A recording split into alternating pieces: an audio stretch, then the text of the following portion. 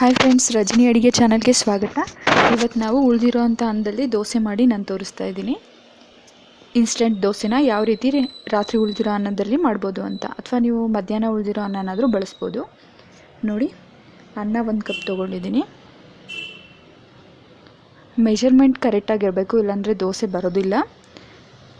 1 cup ಅನ್ನ, 1/4 ಕಪ್ಪು ಗೋಧಿ ಹಿಟ್ಟು, ನೀವು 1-2 ಟೇಬಲ್ ಸ್ಪೂನ್ ಆದ್ರೂ ಸಾಕು. 3/4 ಕಪ್ಪು ಅಕ್ಕಿ ಹಿಟ್ಟು, 1 ಕಪ್ ಮೊಸರು, ರುಚಿಗೆ ತಕ್ಕಷ್ಟು ಸಾಲ್ಟು. ಒಂದು ಮಿಕ್ಸರ್ ಜಾರು ತೊಗೊಂಡಿದ್ದೀನಿ. ಫಸ್ಟು ಅನ್ನ ಹಾಕ್ತಿದ್ದೀನಿ. ಎಲ್ಲದನ್ನು ಸ್ಮೂತಾಗಿ ದೋಸೆ ಬ್ಯಾಟ್ರನ್ನು ರುಬ್ಕೋಬೇಕು.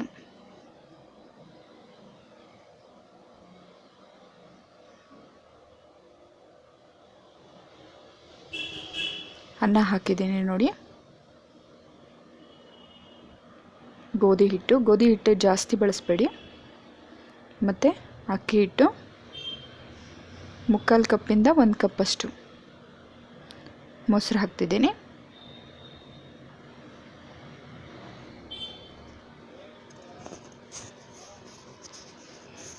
ಉಪ್ಪು.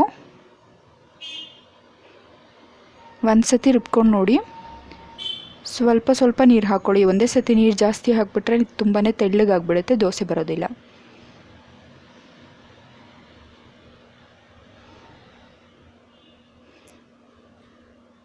ನೋಡಿ, ಈ ರೀತಿ ಇರಬೇಕು ದೋಸೆ ಹಿಟ್ಟು.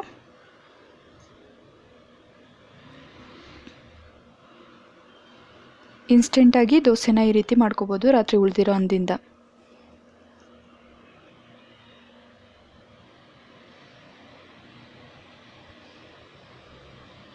ಈ ಕನ್ಸಿಸ್ಟೆನ್ಸಿಲಿ ಇರಬೇಕು ದೋಸೆ ಹಿಟ್ಟು.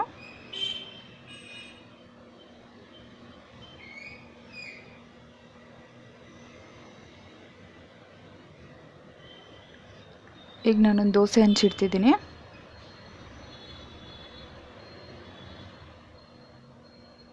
ದೋಸೆ ಹಂಚು ಪೂರ್ತಿಯಾಗಿ ಕಾದಿರಬಾರ್ದು, ಮೀಡಿಯಮ್ ಆಗಿರ್ಬೇಕು. ನಾನು ಚಿಕ್ಕ ದೋಸೆ ಹಾಕ್ತಿದ್ದೀನಿ.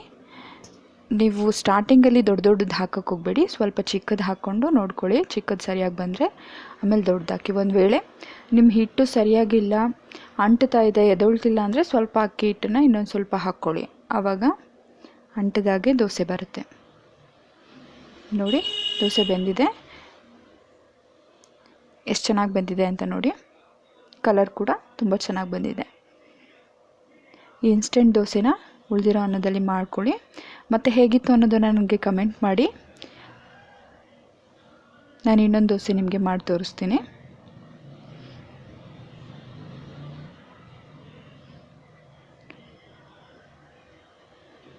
ನನ್ನ ಚಾನಲಲ್ಲಿ ಬೇರೆ ರೆಸಿಪೀಸ್ ಇದೆ, ಲೆಫ್ಟ್ ಓವರ್ ರೈಸಿಂದ ಮಾಡೋ ಅಂಥದ್ದು.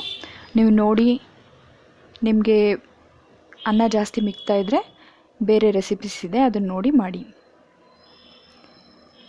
ನನ್ನ ವೀಡಿಯೋಸ್ ನಿಮಗೆ ಇಷ್ಟ ಆದರೆ ನನ್ನ ಚಾನಲ್ನ ಲೈಕ್ ಮಾಡಿ, ಶೇರ್ ಮಾಡಿ, ಮತ್ತು ದಯವಿಟ್ಟು ಸಬ್ಸ್ಕ್ರೈಬ್ ಮಾಡೋದನ್ನು ಮರಿಬೇಡಿ. Thanks for watching. ಇನ್ನೊಂದು ದೋಸೆ ಮಾಡಿದ್ದೇನೆ ನೋಡಿ.